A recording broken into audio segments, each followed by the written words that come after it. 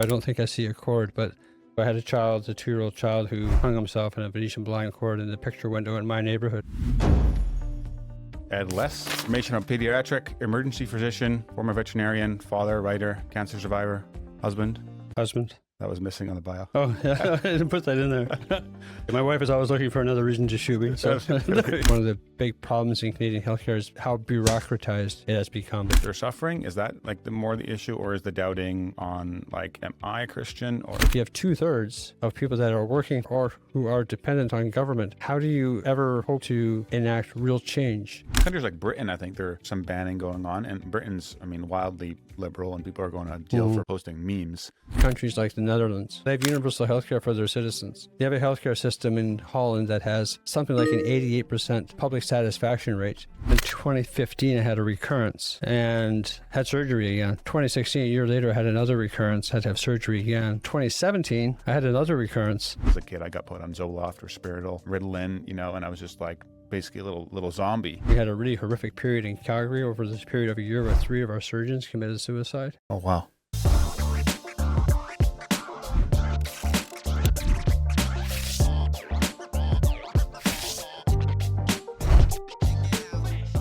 Welcome back to another episode of the Furiously Curious Show, episode 30. I'm here with Ed Less. Took the bot your information on you, pediatric, emergency physician, former veterinarian, father, writer, cancer survivor, husband. That was missing on the bio. Oh, yeah, I didn't put that in there. That's okay. My wife is always looking for another reason to shoot me. So there you go. There you go. Yeah.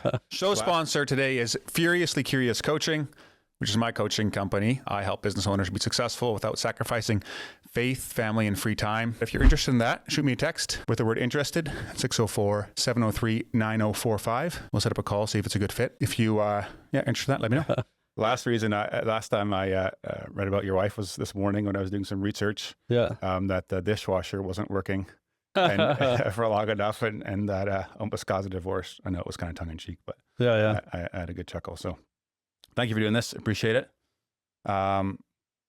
Maybe just start with, I know you grew up in Chilliwack, right? Yeah, my family a bit, I think. Yeah. We're a fairly large tribe. There was 12 of us, 12 siblings. Yeah. My dad was a dairy farmer. I was born and raised here and lived here really for the most part until I was 20. And then I went to it was called Fraser Valley College back in those days. I went there for a year after high school. And then I spent a year at UBC. And then after a year at UBC, I got into vet school and moved to Saskatoon. Okay. You wanted to be a vet for a long time, or? Well, that was my exposure. My dad was a farmer, and the vet would come around with some regularity, and I was intrigued by what they did, and I did fairly well in school. So I had the grades to make the cut and got into vet school pretty quickly. And by the time I was 24, I was a licensed vet. Okay. And so that usually vet school is 8 years, isn't it? No, typically it is 8. Like typically you need an undergraduate degree, and then vet school. But back in that day, they were hungry for young men and women who they thought had a future in large animal practice, because there's always a shortage in large animal vet practice. A lot of people go into vet school from farms and then get a taste of veterinary medicine, and then ultimately maybe they spend a year or 2 or 5 even in large animal practice, but it's a harder way to make a living. Okay. So there's a fairly high washout rate, and so a lot of just because there's not much money in the farms. Well, it's not just the money; it's also it's far more physical labor, and so there's a fairly high rate of people moving from large animal practice into other things within vet medicine. And my story was pretty similar. I finished my vet training. I guess the shortest way to tell the story is I chased a girl down to the southern United States. Okay. And that relationship didn't last for very long, but I spent 4 years living in the southern U.S. in mostly small animal practice. Okay. What state? In Mississippi. Okay. Of all places. Yeah. Which is very, for a guy like me from the Fraser Valley, was a culturally diverse experience, as you can imagine. I believe it. And then I got it into my head that I wanted to do medicine. And so I came back to Canada to do medical school. What made you get that? What made the change? Yeah, so I get that question a lot, as you might imagine. And the way I usually answer it is along the lines of, I succumbed to the age-old phenomenon of the grass is greener on the other side of the fence. And what I discovered is what most of us who fall prey to that sort of thinking discover, and that is that it's just different grass. Okay. And you need to mow it and tend it just as assiduously as the grass on the previous side. And so it must be very different, though. You're dealing with animals versus like humans that have emotions. Well, the running joke, Kyle, is that I trained twice to do exactly the same job because I do pediatric emergency medicine now. Okay. And so people often jokingly or half jokingly say it's much like veterinary medicine. The kids often can't really tell you what's wrong. Okay. And I say, also again, half jokingly, the kids don't bite as often, but some of them do bite. Fair enough. And, in my previous career in vet practice, I had to contend with animal owners, and now I contend with children owners, so to speak. Mama bears and papa bears. But they're both, I sometimes say to my residents, I work in a teaching hospital, I sometimes say to my residents and to my medical students that all of my best stories come from my vet days. Mm. And that's kind of true. But both careers have been very rich and fulfilling in their own way. So how long were you a vet for? Like after 24, you were... I did in total 5 years. So I did 3. So I came back to Canada to do med school and chose to go to med school in Calgary because the program there is quite a bit shorter than elsewhere. Okay.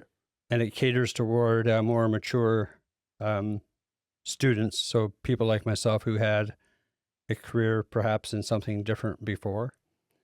And so I chose to go to med school in Calgary, finished med school, and then I was having a bit of a crisis of, do I really want to put in all these extra years? Because with med school, you're not done. Med school is a foundation, and then you do a residency. Okay. And I had in my brain at that time that I would do pediatric surgery, which is a 5 + 3 year commitment, so 8 more years after med school. And why particularly pediatrics? I really like that. My favorite part of veterinary practice was the surgical stuff. Okay. And I really like working with kids. And so, perhaps I should have realized before I undertook to go back to med school exactly how long that road would be, but I didn't really fully appreciate the timeline until I was in it. And, I turned 31 the year I finished med school, and I was beginning to feel the years a little bit. So I took a year off. Okay. And were you married already, kids at the time? No, I met my wife in med school. We ultimately got married, but at that time we were dating. And so I took a year off, and through a veterinary contact, through a veterinary connection of mine, someone I had worked with in the past, I ended up living in Colorado for a year and practicing vet medicine again for a year after med school. While I thought about whether or not what I wanted to do and whether I really wanted to make the commitment. How much of is the same with vet school versus becoming a medical doctor? Because there's a lot of overlap. Yeah, a lot of for sure. Okay. Yeah, so in a traditional medical school, there would have been quite a bit of overlap, but the approach taken at the U of C med school is it's what they call integrative learning, and so there's not the traditional. I'll throw out a few names of courses like histology, pathology, like those foundational sciences that you would get at a traditional medical school. You get none of that in Calgary. It's much more, they throw a clinical case vignette at you, so to speak, and then they dress up all of the different courses around that case. And so a lot of the foundational learning is left to independent study. Okay. And so I found for me, it was a very good fit. And the whole program from beginning to end is 28 months. Yeah. Instead of 4 years. And you very quickly, after 15 months already, you're out of the classroom and bedside clinical learning. So it was a good fit for a person like me. Yeah. And so after a year away, or it didn't take me the full year to realize that I didn't want to just take my MD degree and put it in a box and put it away. Yeah. So then I decided, and my wife at this point... Otherwise you can just be a general practitioner with that, or could you not even... No, in order to be a general practitioner, you have to do at least 2 years of residency. Okay, so regardless of anything, you'd have to do some sort of residency. I had to do something. Okay, yeah. And so my wife, to be, had started a residency in obstetrics, which is fairly busy and fairly demanding. And we decided together that if we were going to stay together and ultimately have a family, that ultimately having a family meant paying attention to that family. And it was pretty clear, and it's still true, that two surgeons married to each other trying to make that work and have a family is a pretty tall order. And I'd had some very good and positive experiences with physicians during my training who were pediatric emergency doctors. Okay. So that involves 3 years of pediatrics training and then 2 years of emergency medicine fellowship. Okay. And so that's what I did. I did my basic pediatrics training mostly in Calgary, partly in Australia. Okay. And then I did a emergency medicine fellowship. And then I was finally done at the age of 37. And so, when you say pediatrics and emergency, is that exactly what it sounds like? Like it's kids that there's an emergency and they go to the hospital and you're dealing with them in that case versus just adults? Because usually when there's an emergency, it's an emergency. It doesn't matter who comes in. Yeah. So in Calgary, we're a big enough center in Calgary that we have a standalone children's hospital with a standalone pediatrics only emergency department. Okay. You know, and I smile a bit when people, ask me, are they truly emergencies? The truth is these days, in part because of the shortage of doctors of all stripes, including the shortage of pediatricians and family doctors, a lot of the traffic that we get to our emergency department isn't really emergency traffic anymore. So we do a lot of primary care. So if there'd be a car crash and there's a kid involved, they come to us. Okay. And the adult would go somewhere else. They would have. That's right. So in fact, that just happened not that long ago where there was a car crash in Calgary, adult and child involved. The child went to the children's hospital. Adults went to the foothills, to the adult hospital just across the bridge. Yeah. Okay, so you were finished at 37 and then at 39, so that must have been 2005. I was done in 2004. Okay. And then, so I was 37. 37, because at 39, at 2007, you got diagnosed. So 2.5 years later, so it was just barely 2007, then I got nailed with a cancer diagnosis out of the blue. I had some neck pain and dizziness for a bit, and I just thought, I used to play soccer fairly regularly, and I'd had a pretty bad car crash once too that I walked away from. Okay. I just assumed that my neck pain was due to something related to that, and I kind of pushed away, the concerns of my wife, who was encouraging me to get some imaging done, until one night after a night shift, I was particularly dizzy. I was down on the floor playing with one of my small kids at that time, and got up and almost fell over. And so that was kind of the final straw. And so I picked up the phone and I called my radiologist buddy who had a private MR clinic. And anyway, to make a long story short, I slid myself through the MR scanner and found this thing growing in my head. Wow. And so that was the beginning of 2 years away. Came pretty close to buying the farm, so to speak. I had surgery in Toronto in 2 stages. The first stage went well. The second stage also went well, but then I had post-operative meningitis and almost died at that point. What kind of cancer was this? It's a really rare, you won't have heard of it. It's called chordoma. It's a really rare primary bone cancer. Okay. And it tends to arise from, in a third of the cases of this type of cancer, it arises from, do you know that hole in the middle of your head called the foramen magnum? No, I do not. So the base of your skull, so you have your brain and it's encased in bone, but at the bottom of that cage of bone, there's a hole, and that's where your brain stem comes out and it turns into your spinal cord. So that hole, the anterior rim of that hole is called the clivus, and that's one of the main areas from which that type of bone cancer arises. Okay. And it grows slowly, but it's malignant and it eats through tissue. So it had eaten through the lining of my brain and wrapped itself around my brainstem and was putting pressure, basically put a 90-degree kink into my brainstem. But because it happened so slowly, I managed to, it probably had been growing there for some years even before we found it. Do you remember what that day was like when you got the diagnosis? Oh yeah, I remember that day. What was it? Was it a big shock? Like you're young, you haven't been a doctor that long, and you get a cancer diagnosis. Sure. I mean, it was a shock for sure. Hard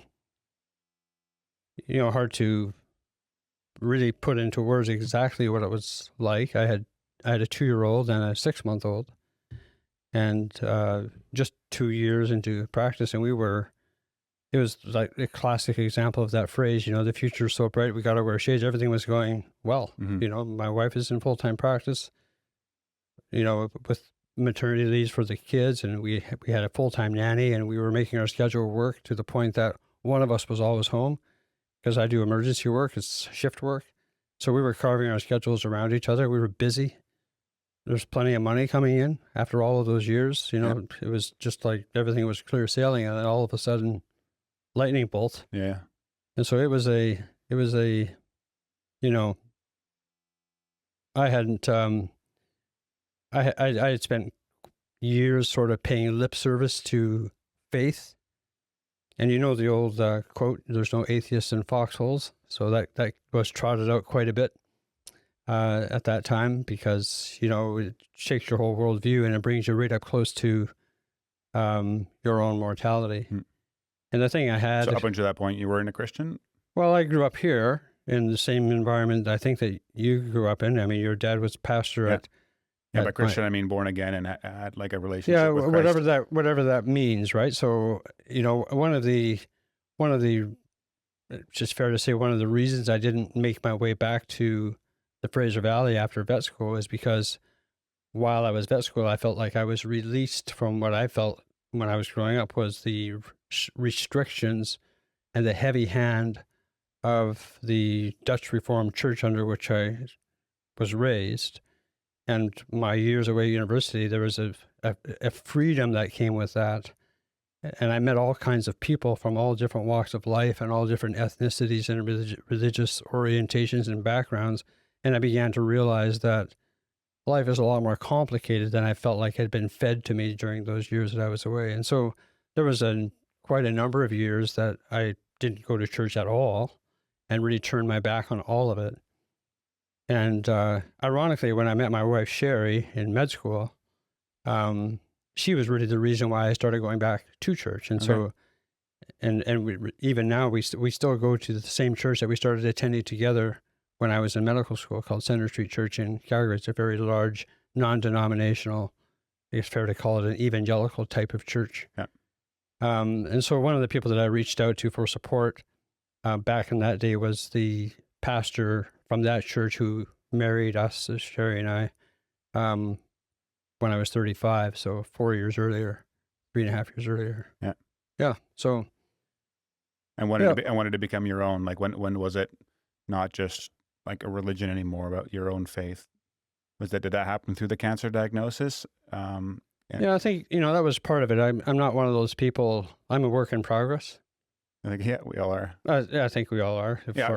So I mean, maybe not like, maybe you don't have a specific time when you became a Christian. I think my dad used to say to me, it's not when what time the sun came up. It matters if the sun is up. Yeah. You have faith in Christ. But so it was I do. Just so slowly learning and about it, or I've always been. I don't know how you view this sort of thing, Kyle, but I've always been the sort of person that I'm a bit skeptical of people, regardless of their faith, if they believe what they believe because they were raised. That's what they were raised to believe. You take your average Muslim. I have a lot of Muslim friends, and they're Muslim because they were raised Muslim. My Hindu friends are Hindu because they were raised Hindu. There's a pastor though at Center Street Church, or he's gone now. He's moved to Ontario, but his name is Ashwin Romani. He was raised Hindu, and then became Christian. And one of the most influential books for me over the years after I left Chilliwack and I explored philosophy and religion on my own, one of the most influential books for me was and continues to be C.S. Lewis, Mere Christianity. Again, an example of a fellow who was atheist to his core, but then became Christian because he could not ignore what he felt, what he learned, what he read, what he thought about deeply, and what he felt to be the evidence, so to speak. At least Strobel is the case for Christ. Similar kind of thing. An individual who was atheist became Christian. Ashwin, the Hindu who became Christian. Those stories and those testimonies I have always found far more compelling than the testimony of someone who has been raised, this is what you should believe, this is what you must believe, and you better believe it, or else. Yeah. Right? And they don't actually believe it. They just believe knowledge, but they don't believe it in their hearts. They're part of a club or they're part of the tribe. And, fine. There's a lot to be said. there are positive things to tribalism. Yeah. To being part of community, it works quite well for people. Yeah. But for me, it was never really enough to come to that sort of belief system because I was told that you should believe it or else. Doesn't do it for me. Yeah. And so did you, like something like Mere Christianity, did you start reading that after your cancer diagnosis and when you were like, when you're faced with death, or was it? I read that during my atheist years, or not really atheist, maybe too strong of a word, but it during my not really paying attention to, during my freedom years, as I thought of them in those days. You know, when I lived in a small town called Tupelo. Have you heard of Tupelo? No.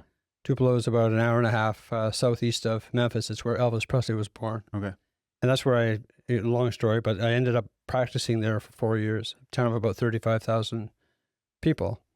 And, you know, it was an awesome time, very culturally rich and very interesting place to live. One of the common questions that came to me, because it's a smaller town and we were a very busy veterinary clinic, and because it's a smaller place, people get to know who the local veterinarians are. So you become known as an entity around town fairly quickly. And one of the questions that often came to me was, have you found, to Southernism, have you found your church home yet? And if you don't have a church home, people would invite you to church all the time. And classically in the South, it's either Methodist or Baptist. You're either Methodist or Baptist, or you're nobody. Yeah. And so I would get that question a lot. And I would go from time to time to a Methodist church or a Baptist church. And in fact, I think that's where most of the business of the town got done, was on the steps of a church on Sunday morning and lunch afterwards, sort of thing. But it was during those years that I started to read different books, like C.S. Lewis' book. I also had with me, kind of ironically, I suppose, given what I had as a sort of antipathy toward the Dutch Reformed Church over the years, I had books from my dad by Charles Spurgeon, who's an old Baptist preacher. And I really liked reading Spurgeon. Have you ever read Spurgeon? I love Spurgeon. Yeah. So Spurgeon, you know, they called him the Prince of Preachers for a reason, because he had a way with words and a turn of phrase that he could make something seemingly dead doctrine just come to life through his imagery. Very gifted, yeah. Yeah, really gifted guy. So I read a lot of Spurgeon. I read C.S. Lewis. I read Lee Strobel. And just out of curiosity, like, would you have at that time already claimed to be a Christian? No, just out of curiosity, because just this inherent, you know, desire to know the meaning of it all. Well, like, what's the point of it all? You know. And did your upbringing play a role in the sense that you felt like you weren't right with God, and that you was kind of like nagging in the back of your mind a little bit, or was it? My dad was he was a really smart guy and really deeply read. Like most of us in this community, we grew up without television, and there was, you know, for entertainment, there wasn't much to do outside of reading. And so I was a bookworm inherently. So I read a lot of the literature that my father would keep around the house, and he was a guy who questioned quite a bit as well. You know, for as dogmatic as the Dutch Reformed Church is, you know, he was a member for all of his life living here. He was a guy who questioned and read a lot, and the stuff that he left lying around, I read all of it. And was your dad questioning a lot growing up part of the reason why you became like someone that was a skeptic as well? Because I find that makes a big impact on you when you're as a kid already told, or at least see things being challenged so you can believe it for yourself. Or was that more just... Yeah, no, it's not really fair to say that my father or our parents encouraged us to question. Okay. I think we were more encouraged to believe. Okay. This is, you know, and my parents, if I know the history correctly, when they moved to Canada from Holland in 1951, prior to coming here, I don't think the church they belonged to was as conservative as the church into which they immigrated. Okay. But again, that was a community here. And it was a tight-knit community. They all helped each other. And they had a shared faith and a shared sense of belonging. And, you know, there's only one Bible. Yeah. You know, it's interpreted. Thankfully. It's interpreted various ways by various people. Yeah. I don't believe there's any one group that has a purchase on the exact truth of it. But there are certain foundational truths that no matter from which culture, from which Christian religion you look at it, those foundational truths are difficult to challenge. and so for me over the years, I often distill the essence of Christianity down to what you can read in Matthew 5-7. If we could live the truth of those words spoken by Jesus in Matthew 5-7, we'd be living. I was saying to my sister today, I had coffee with her this morning, every time I drop down from the sky, when the weather's like this, beautiful day today, I drop down into Abbotsford, it feels like I'm returning to the Garden of Eden. If we could live those words in Matthew 5-7, we truly would be living in the Garden of Eden. Yes. Right? I mean, that's what Christ was, Matthew. Yeah. The Sermon on the Mount. He embodied all those things. Yeah. Whereas when I was growing up, I felt like what received more emphasis perhaps was the doom and gloom and the sinners in the hands of an angry God mentality. The Old Testament favored more than the promise and the hope of the new. Which ironically is what the forefathers, and like Spurgeon and Bunyan, who have books, Come and Welcome to Jesus Christ. They were much different in that way. Or I would say more balanced. They talked about the open grace. But I'm curious for you, Kyle, because your dad was the pastor here. Yeah. And you and I have not met before. Yeah. How was that for you? Because you would have grown up under the tutelage of a father who steered the Dutch Reformed Church. Yeah, it's a good question. Yeah, so I knew I needed to become a Christian or need to be saved, but I didn't really, I guess, care that much, and I thought it was boring. And it wasn't until I went to the Mercy Ships when I was 21. Oh, you did the Mercy Ships? Yeah. In Africa. And shared this story before in the podcast, but someone challenged me and said, when I was on the ship, and they said, "Are you a Christian?" And I said, "Yeah, I'm a Christian." And they said, "Oh, that's awesome. When did you become a Christian?" And I said, "I've always been a Christian." And they're like, "Oh, you had a John the Baptist conversion. You saved in your mother's womb." Yeah. And I'm like, "No, I'm an unconverted Christian." He's like, "What's that?" And I'm like, "Well, I believe everything, but I'm not saved." And they're like, "So you're not a Christian?" I'm like, "No, I'm a Christian. I just, I go to church twice. I believe in the Bible, but I'm not saved." And they're like, "Do you follow Christ? You have faith in Christ?" And I said, "No." So you're not a Christian then. And it was the first time in my life I realized I wasn't a Christian. Right. I knew growing up, I wasn't like the saved people, but I wasn't like the world. I was somewhere in this in-between road, which doesn't exist, but in my mind it did. And so that was the first time I realized I wasn't a Christian. And then on that same ship, it was very evangelical, something I wasn't used to. And people had their hands in the air praising during worship and stuff. And I remember being in the back of the service, and I seen a guy to my right with his hat on backwards and baggy pants on, and didn't have a black suit. And I thought he's for sure deceiving himself. He wasn't a Christian. He thought he was, but he wasn't. But later there was a Bible study, and this guy that I had seen in church who I'd been judging that he wasn't a Christian, me myself also saying I wasn't a Christian. He led the Bible study, and it was like hearing my mom or dad talk about Christ. And I knew my parents had a real relationship with Jesus, because I'd come home once in a while and my mom would be singing Psalms, and I understand the Psalms, but he would say things like, "Listen to these words, Kyle. They make me so happy." I'd come home really drunk, and the next morning she would say, "Kyle, there's so much more joy in Christ than there is in alcohol." She knew it was an affections issue. And so I emailed my mom and I said, "Mom, I've gone to the right church my whole life." You emailed your mom from the Mercy Ship? Yeah. And because I was confused. I was like, I heard this guy talk like my parents about Christ, but he didn't match what I thought a Christian was. And so I emailed her and I said, "I've gone to right church my whole life. I've prayed every day for a new heart, but I'm not saved, and this guy is. What gives?" And she emailed me back and she said, "Kyle, the issue is the Lord Jesus Christ wants you, but you don't want him. Every time you've prayed for a new heart, you've never meant it." And I always went to church thinking I wanted to be saved, but God didn't want to save me yet. That it was on his side that the problem was. Then I realized that I didn't want to be saved. It was my rebellion against God, and he actually was calling me and he wanted me, but I was resisting him. And so I went home with that, very convicted, but very much also stuck with this hyper Calvinism. That's what I call it, of I can't do anything myself. Right. And so just basically apathetic and waiting for, some lightning bolt to happen to me.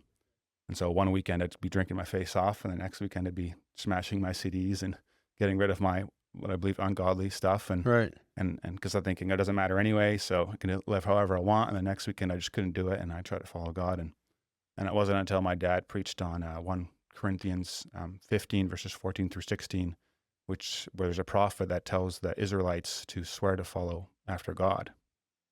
And my dad said to the congregation, we need to swear to follow after God as well. I was very frustrated when I heard that, because I'm like, we can't. It's like this one-sided work of God. We can't do it. But he said, Jesus Christ did this for us. We only need to believe in him. And when he said that, I believed. And I was free.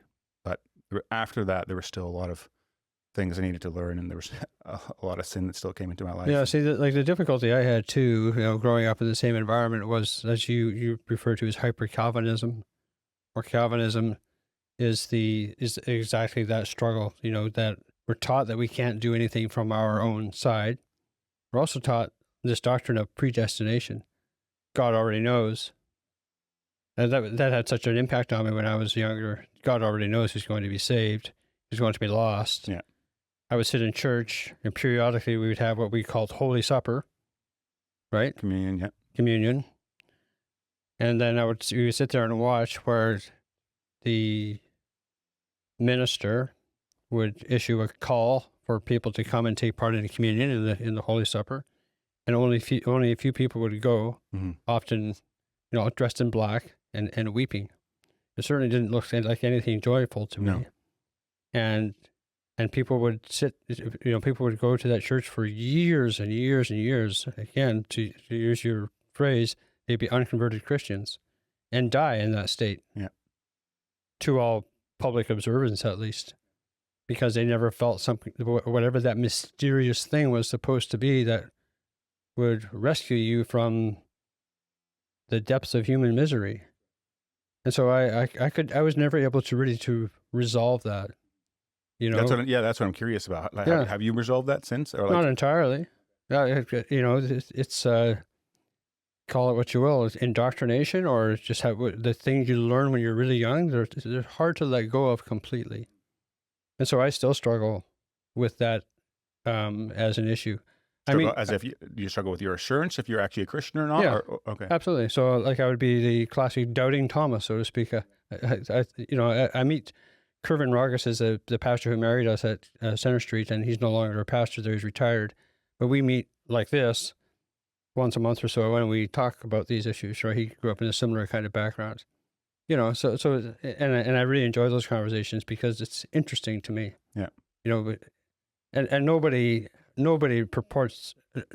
really has the answer. I mean, faith is called faith for a reason. At some point, the hope in something you don't have yet, otherwise it wouldn't be called faith. Yeah, and it wouldn't be called faith if we had absolute proof. Mm-hmm. Then you wouldn't need to have faith, because it would be as certain as knowing that the earth is round. Mm-hmm. Right? I don't need faith to tell me that the earth is round. I suppose it's not quite true. I've never been up in space, and but I've seen enough evidence for, there's the whole field of Christian apologetics. I'm not sure if you're familiar with the McDowell book. No. Evidence That Demands a Verdict. No, Sean McDowell and his son, Sean and his son Josh, I think, wrote it together.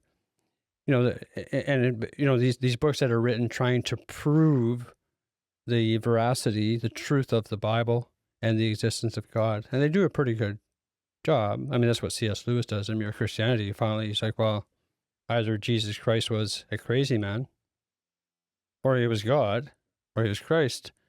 There's no middle ground. He was either one or the other. So for people who say, well, he was a fine man and a good teacher, well, that's nonsense. If you're going to admit to that, then you have to admit to the fact that he was the Christ, or he was insane. Yeah. So going back to the doubting side, like why do you doubt? Do you doubt that because you don't feel like you measure up enough yet, or that you don't have enough affection, or what is it that causes the doubt? Well, I'm a physician, and one of the things that has sometimes been a stumbling block for me has been to be confronted with human suffering and misery, front row seat sometimes to the terrible things that can happen, that do happen in people's lives. And it, that hinges on the whole, who is the author of suffering? You're not careful, you can make God the author of everything that is wrong. If you truly subscribe to the belief that there's a battle going on between good and evil, and you realize that it's not God who is the author of the suffering. It's the brokenness that we've fallen into that is the reason for all of the suffering. But it's hard sometimes to overlook that when you have an innocent 6-year-old, so-called innocent 6-year-old, who is diagnosed with a brain tumor or with leukemia, or gets killed in a car accident unexpectedly, and you see the depth of the sorrow and the suffering that happens, and then I think instinctively all of us who are human say, well, where is God? So the doubting is in God himself, rather than the doubting that you would have experienced growing up in the Dutch Reformed Church of. Yeah, I think I've left behind that whole. So it's not specifically, like, am I elect or not elect, or am I like? Yeah, I've left that language behind, I think. Okay. And how I've put it to people in the past around their childhood influences. At some point, you have to grow up. Yeah. At some point, you have to stop blaming your past influences for the doubts or insecurities or questions that you have. You're an adult. You can do your own research. You can do your own reading. You can explore on your own. At some point, you have to leave that stuff behind. And I think for the most part, I've left those questions and those phrases of predestination and elect or non-elect largely behind. I guess so my question is, like, what is the doubting? Is the doubting in more of like, is God good, and is he really God if they're suffering? Is that like the issue, or is the doubting on like, am I a Christian, or what is the specific? No, the doubting is more baseline than that. It centers around the question of, is there God? Okay. And I would be lying if I said I don't sometimes have those questions. And so if you still have those questions, then the corollary question is, well, then are you really Christian? Okay. If you're questioning the very existence of God. I read, I've always been, you're maybe the same, I've always been an advocate of reading books from widely different viewpoints. So I've read Sam Harris and Richard Dawkins, and they make very compelling arguments. Who's the guy who's passed away now? Christopher Hitchens. God is not great. These books are important to read. And I disagree with the viewpoint of people who say you shouldn't read those books because they're potentially poison. If you don't know the arguments of people who hold alternative viewpoints, then how can you stress test your own belief? Yeah, well, your belief is weak. I mean, when everyone thinks the same, no one thinks at all. Yeah, and like the reluctance in some religious communities to send their kids off to college or to university because they could potentially become contaminated by alternative viewpoints, and it's going to destroy their faith. I'm like, well, then that faith isn't really worth very much, is it? Right. Right? Yeah. We should be preparing people for the world, not preparing to keep people out of the world.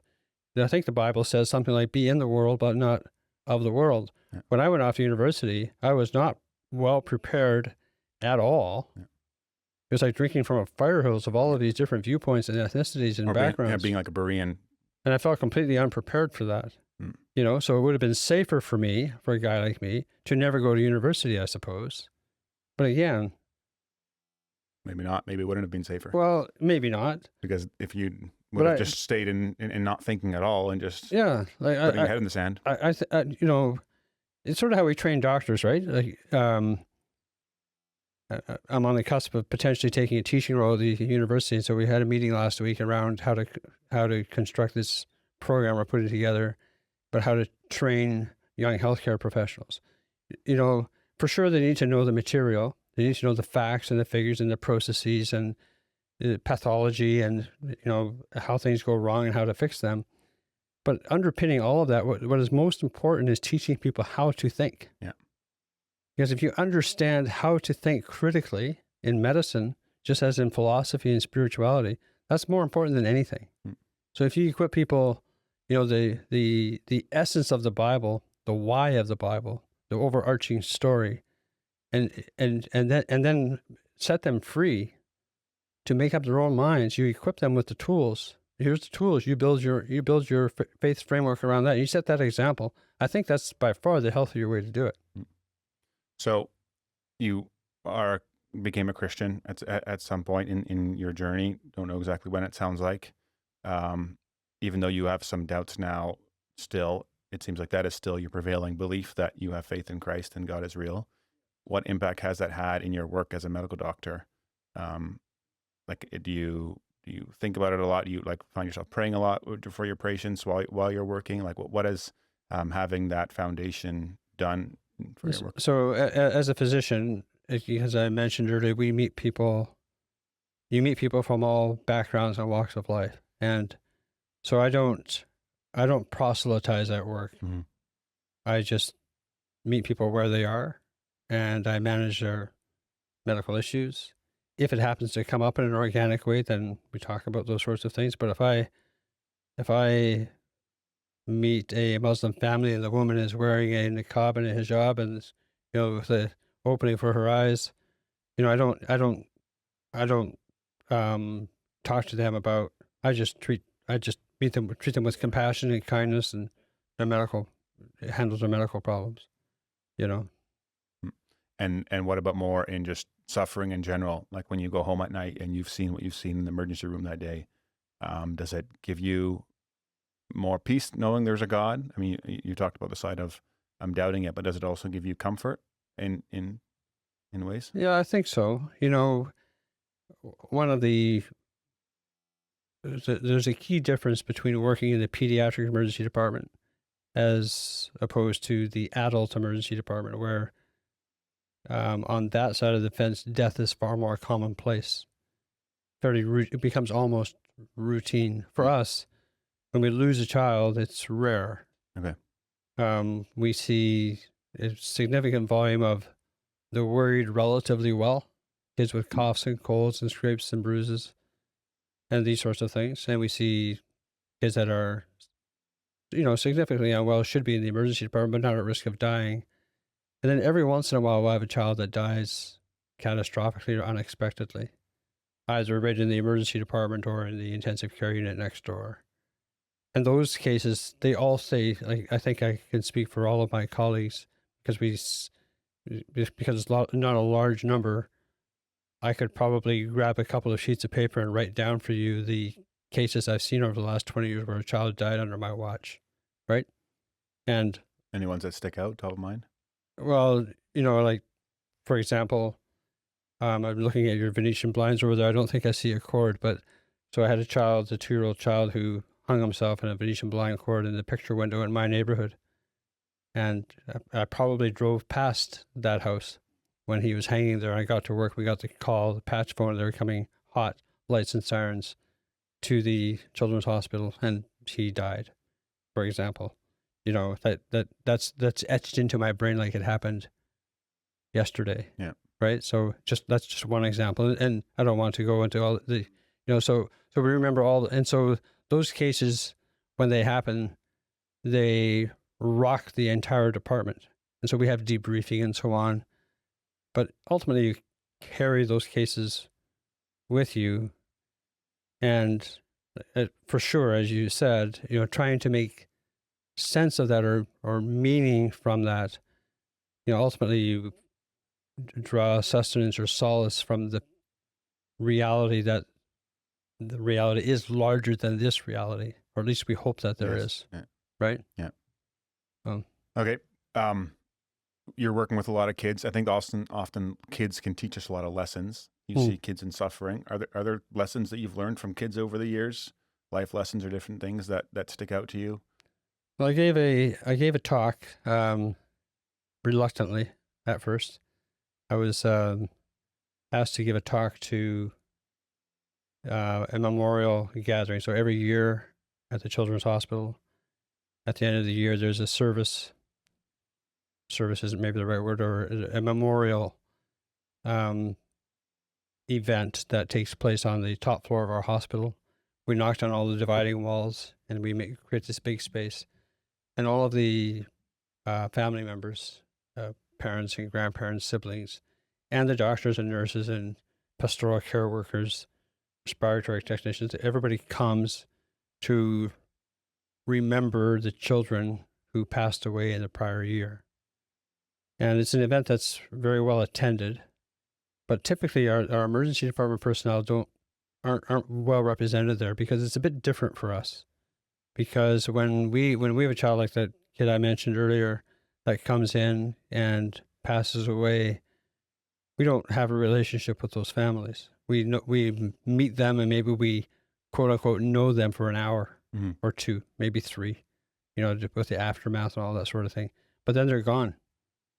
And we don't really know them, and nor do they know us. Whereas a memorial service, when a child gets admitted with, say, pick a cancer type, Ewing sarcoma, and then lingers for 2 years and then finally passes away after 2 years of care and attention and multiple admissions, by the time they leave this earth, they are well known by a lot of people. And those relationships are tight and very emotional. And so I was walking into the hospital one day, and one of the social workers that I've known for years, she's attached to the intensive care unit, sometimes covers the emergency department. Her name is Kathy. She said, the memorial service is coming up, and, you guys are never there. We were just make small talk, so to speak. Yeah. And I said, well, what I said to her was some version of what I just told you, Kyle, which is, well, this is why. Yeah. And she said, well, I think you should be there. In fact, I would really appreciate it. She said, every year there's a keynote speaker, usually a physician, who gives a talk to this gathering and then offers their perspective from sort of your side of the fence, so to speak. Yeah. And so my initial reaction was, no thanks, because what can you possibly say to an audience like that if you've never lost a child yourself, right? How many kids do you have? I have 4. One's passed. One's passed? Yeah. I didn't know that. Stillborn in 2019. Stillborn, yeah. So you have insight into this that I can't possibly have. And this is what I ultimately ended up, as part of my talk, which I ultimately did give, was that, my remarks are coming from a man who really can't possibly understand what any of you have gone through. I have 4 kids too. And I haven't lost a child, and God forbid that I lose one of my children. And so I can't possibly know. And so, I went on to talk about the concept of risk, which is really was really the germ of the idea for this book that I ultimately wrote, Cloudy with the Risk of Children. And what I advanced as my premise ultimately was, I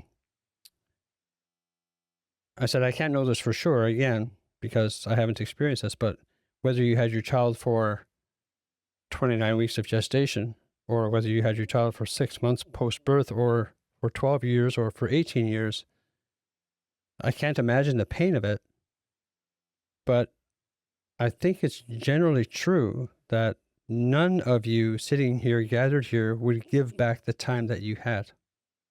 Because the richness of that time that you had, even if it was fleeting or brief, it taught you and enriched you and enlarged your life in ways that you wouldn't be able to properly describe.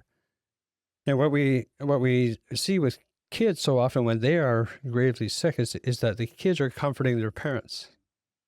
I had someone on this podcast that I ran for a short time. I mentioned it to you earlier before we started today.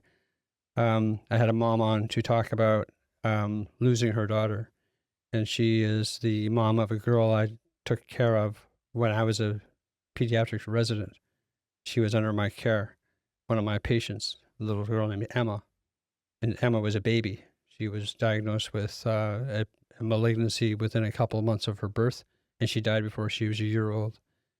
And her mom came on, and it was, I have to say, it was powerful. Her little Emma taught her and taught her family so many things, even a pre-verbal child, so much about love and connection and learning and empathy and grace and generosity. Yeah. So much they have to teach us, even when things are really extraordinarily difficult, maybe because they are so extraordinarily difficult. Yeah.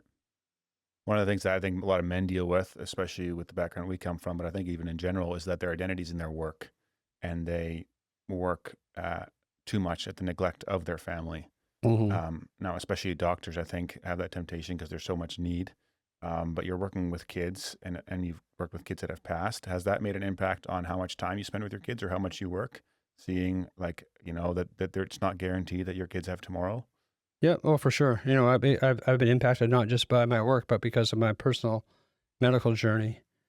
And it's a constant tension in medicine and surgery. I'm not sure if you've ever read the book When Breath Becomes Air, about a neurosurgeon who got sick and then he passed from cancer, and about how hard he had to work to become a neurosurgeon. Mm-hmm. And I have a friend who's a colleague who's a neurosurgeon who I went to medical school with. A 20-year process. I think he was 18, like a typical high school student. I think he was 38 when he finally popped out of the end of the pipeline with his neurosurgery, neuroscientist, dual certification, and a couple of fellowships, and then finally ready to go to work, and then working insane numbers of hours. So it becomes a calling, the profession for those types of doctors, and you I guess the way to say it is you can't have everything. It's really hard to have a full family life where you're there for your kids' hockey games and soccer games and present for their after-school problems and worries and to help them with their homework, but also work 100 hours a week as a physician. So we very consciously, as I alluded to earlier, when Sherry and I got together, we made a conscious decision that if we had kids, that we would really bend over backwards to make it work, such that one of us was present as much as possible, both of us. But it can be a difficult thing in medicine, and I think it drives a significant amount of the burnout that we encounter in our profession. And we had a really horrific period in Calgary over this period of a year where 3 of our surgeons committed suicide. Right, one of them, perhaps, I'm not sure the best way to put this, unsurprisingly, he had a diagnosis of something like Lou Gehrig's disease. So it was clear that he was going to pass anyway, and he chose to end his life before he became utterly dependent on those around him. But the other 2 were the clear blue sky. Like 2 accomplished surgeons who, seemingly out of left field, succumbed to despair. Right? So, every profession, whether you're a business owner, whether you run a plumbing company, I think every profession you have the ability to lose yourself completely in your work and lose sight of the balance that you should have with your spouse and your kids. But certain professions are more prone to it than others, I think. Medicine for sure. Mm-hmm. So you're 2007, you get diagnosed with cancer, you're 39. It's now 2025. You passed your 7-year mark that you were given. I read your article on that. Oh yeah, so to speak. Given 7 years.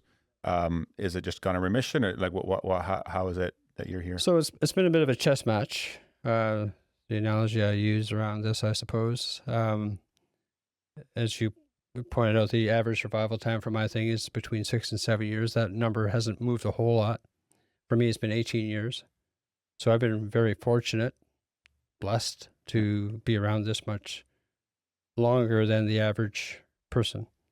And I think it's mostly a function of the fact that my particular version of my very rare 1 per million per year cancer is perhaps not as aggressive as it is in some other people. But I also took advantage of this phenomenon of enlightened self-interest. I guess at the very beginning, there was a young man in North Carolina who started a foundation because not very much was really known about this at the time that I was diagnosed. His name is Josh. Josh was diagnosed at the age of 18 with the same thing. Right. And he is a really extraordinarily gifted, bright individual. And he almost single-handedly, with the help of his mom, who's a physician, started this foundation. And I found out about them and connected with them, and I was involved fairly early on with the Chordoma Foundation. And that allowed me to keep my ear to the ground with regard to new developments and so on. And so I had surgeries in 2007 and then radiation in Boston. That whole process took about a year with all the complications and so on. I was away from work for another year. So then I went back to work in 2009, 2015, and then I slowly recovered and I went back to work full time for a while. And then in 2015, I had a recurrence and had surgery again. And at that surgery, we harvested part of the tissue, so to speak, and set it aside. 2016, a year later, I had another recurrence, had to have surgery again. We had the tumor from 2015 sequenced, is the terminology we use. We had it analyzed almost forensically to see what mutations were present in the tumor. And it turned out that I had a mutation in my tumor for which there was now a drug. Oh. So I didn't do anything about it at the time. But then 2017, I had another recurrence. And my surgeons, they do that kind of thing where they're starting to look at their watch, and they're trying to find some way to tell you that, maybe you're not a candidate for surgery anymore. So at that point, we took advantage of that report, and we picked a drug that was available for lung cancer, and I took it. And for 6 years, it worked. It kept it at bay. I went back to work, and we carried on until it stopped working. Fall before last, I guess, 2023. Right. I knew that it was back, as I could tell by symptoms. So then I had an MRI in December of 2023, and sure enough, it had grown. And then, mostly because I didn't really want to believe it, I had another MRI a month later just to be sure. And it was a difficult time because I was back and forth to Chilliwack a lot. My mom had a stroke, and a series of strokes, and she passed away that month, the same month that it was confirmed that I had yet again another recurrence. Yeah. Essentially inoperable because of where it is, but reachable enough that we could go back in operatively and get another piece of tissue. We resequenced it, and that mutation that was present before, the driver from before, is gone. That's how these things go, right? You put selection pressure on the cells that are dividing, and so now there's a set of new drivers. It turns out it's not quite as tight of a fit, but there's a drug for that too, called a checkpoint inhibitor. And so I started taking that in June, and so far seems to have held it. And now I'm on the cusp of hopefully going back to work. Okay. That's it. That's the Coles If notes you could version. sum up the journey, that's a lot. Sum it up in what way? In is it been hard? Has it been how do you process it? Every time you're dealing with this again, 23 years in a row from 2015, 2017, is it very frustrating? Is it disheartening? Is it just, do you deal with it matter of factly? How do you?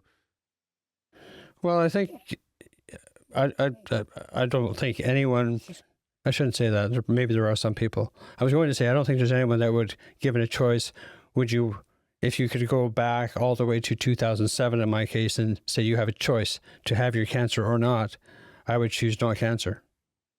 I mean, I'm just being honest. Of course. Because the journey is difficult, and it's been really hard sometimes, and sometimes there's despair, but it changes you. There's something about living so in your face with your mortality that changes how you live your days. Mm. I often quote a poem by Edwin Markham. Do you know it? Victory and Defeat. No. Sorrows come to stretch out spaces in the heart for joy. And there's language in there about, the great oak straining in the wind sends down a deeper root on the windward side. Mm. So these tough times come in your life, and they make you stronger in many ways, and spiritually tougher. And they give you perspective. And and it gives you, at least for me, it invested me with the willingness sometimes to speak out on issues that are difficult, where perhaps a different version of Ed would not have been so willing to do so. You take, for example, I write quite a bit about the gender fluidity issue in kids. It's not a popular stance. I haven't made myself popular with my peers by speaking out clearly and openly and in national newspapers about my viewpoints about this phenomenon. It hasn't been pleasant, but I also feel like I don't care. And I think that's part of that is because of the toughness, perhaps, if, for lack of a better word, that comes along with living with cancer and realizing a larger perspective than otherwise I would have had. Suffering. Yeah. Okay. Thank you for sharing that. I want to switch to some other different topics here. I want to get to your book that you're coming out with in September and gender ideology, but there's some more practical things that I think a lot of parents deal with that listen to the show as well. Screen time and its effect on kids. There's a lot of screens now with people's phones, iPads, TVs, stuff like that. How do you view that as a pediatric physician? And what do you think? What causes it happening on kids and culture? Yeah, I think we live in an era where screen time is unavoidable. Um, you know, kids these days are not going to go through an educational experience where screen time is not part of it. Mm-hmm.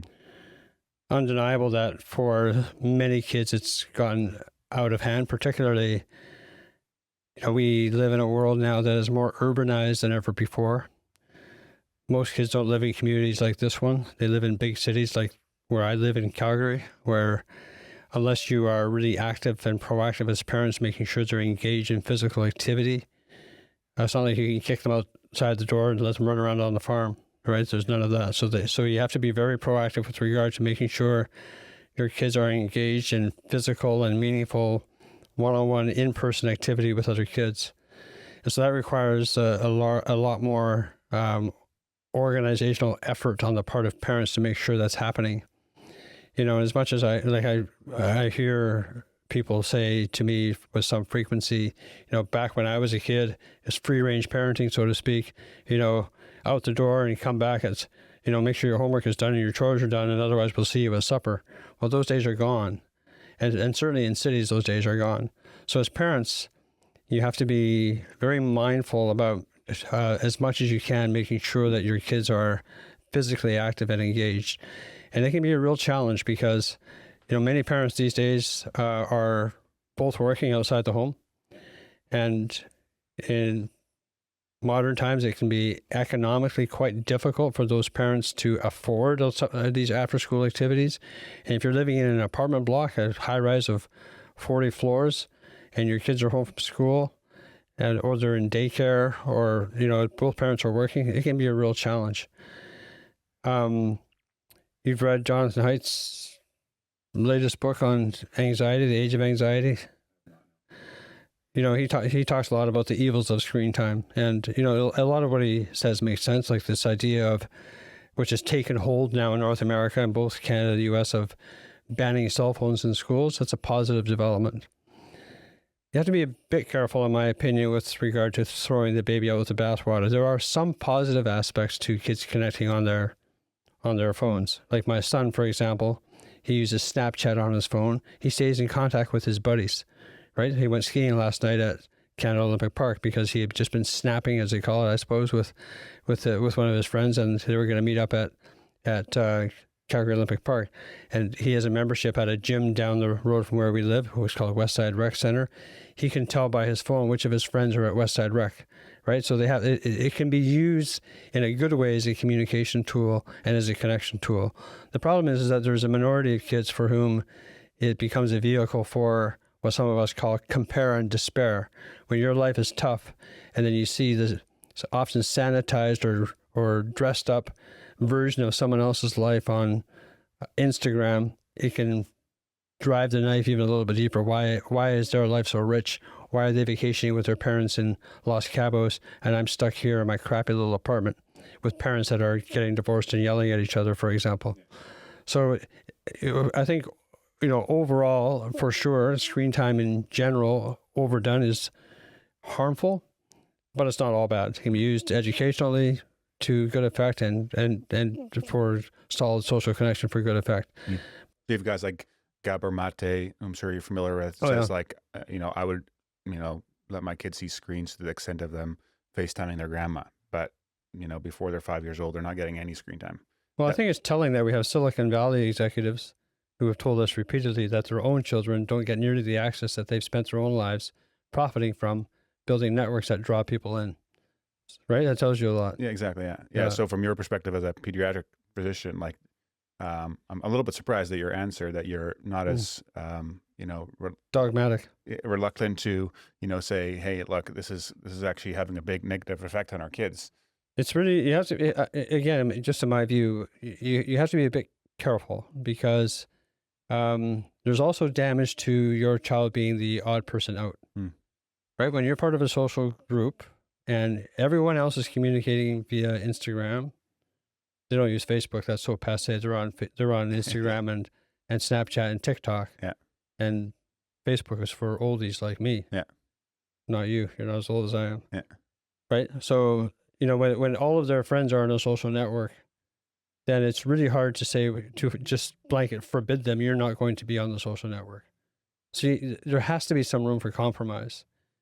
And parents' job, in my opinion, is to be vigilant without helicoptering too much, or to use the Canadian version, without snow plowing too much. Okay. So you have to be vigilant. So I had, one of my daughters was cyberbullied quite severely a few years ago. And a lot of that was being conducted through her Instagram, Snapchat feeds. And so we really had to be involved in, first of all, recognizing it and then helping her through that. And so you really have to be vigilant. Some of the commonsensical rules that parents should put into place should be ideally, limits on how long the internet is available in your home, and limits on what they can do in their rooms with their screens.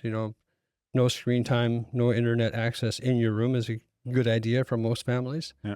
Every family is different. You just have to be really aware and pay attention. And educate yourself as to what the risks are. Be intentional, yeah. Yeah. You write in one of the articles that you've written on the COVID's, the pandemic's effect on kids, and them, being isolated and different things like that have happened. It's been, I think, a few years since you've written that article. As you reflect on it now, do you think there's still after? Like, what are the after effects on what COVID had done to kids? Huge. And, I'm not a retrospective Monday morning armchair quarterback kind of guy. Too many of us are. Perhaps I am too. In retrospect, what we did with regard to locking down so tightly and keeping our kids out of school, I think most of us now recognize that there was tremendous damage to that. So just to take one example, the incidence of anorexia nervosa in teenage girls doubled. And people often are surprised by this stat, but it's true. The most lethal psychiatric disturbance that can happen in human beings is anorexia nervosa. Out of all psychiatric disorders, it's the leading cause of death. And anorexia, once it takes hold, is often a lifelong condition. It's really serious. And the incidence of anorexia nervosa doubled during the pandemic, mostly teenage girls, just as one example. Educational setbacks, where people, particularly in the higher grades, in grade 10, grade 11, grade 12, during those pandemic years, the quality of their education suffered greatly. And so some of those kids then went on to university and then suffered a lot through their first year or two of university because they hadn't really learned how to take exams properly, for instance. So increase in anxiety, depression, anorexia, educational loss. In retrospect, we know that COVID was never really a medical threat to most children. I work in a pediatric hospital. I saw kids with COVID over and over and over again. And for the most part, for kids, they had a cold, right? And so in retrospect, to emphasize, clearly the cure that we applied with locking down our kids was far worse than the disease was for them. You're in a video that I watched, you said vaccines have been a smashing success story, and referring to the vaccines for COVID. Do you still feel that way now? And do you think the public was lied to in any way or misled? Well, I think the public was ultimately misled because, and I wouldn't say it was malevolent. I think for the most part, public health leaders had the interests of public health in mind. It was a mistake to mislead people. The messenger or the mRNA vaccines or the COVID vaccines, when they first came out, they were widely regarded as almost a miracle. They were developed so quickly and rolled out fairly quickly. And the premise for how they were developed and how they were going to work seemed inherently scientifically logical and feasible. And my read of the evidence, again, in retrospect, is that at first those vaccines had significant impact. If you're working in medicine, so I work in pediatrics, the odd thing about the COVID pandemic is because of all the restrictions and lockdowns, other viruses stopped circulating. And at the Children's Hospital Emergency Department, you could have kicked a tumbleweed down the hall. There was nobody there. We had nothing to do. My adult emergency medicine colleagues, on the other hand, were completely overrun to the point that they recruited some of us to come over and lend a hand. After the vaccine was rolled out, there was a very clear divide between which patients came in gasping for air into the adult emergency departments and would die in the ICU. There was a very clear divide, the ones who were immunized and the ones who were not. So the vaccine at first, before the virus mutated away from coverage from the vaccine, at first made a significant impact with regard to the numbers of people dying from disease. And that protection from vaccine, eventually it morphed into protection from the vaccine married or joined to natural exposure to the virus. And so there was a broad-based immunity that developed between the vaccine and being infected with and then surviving the virus. But as the virus mutated, then the vaccine no longer provided coverage. And the falsehoods that were peddled to people were, first of all, the vaccine prevents infection. And secondly, the vaccine prevents transmission. That very quickly became untrue. But the narrative that was spun by public health for too long, after it was well known that this was no longer the case, that didn't prevent infection, it didn't prevent spread, it really destroyed a lot of credibility.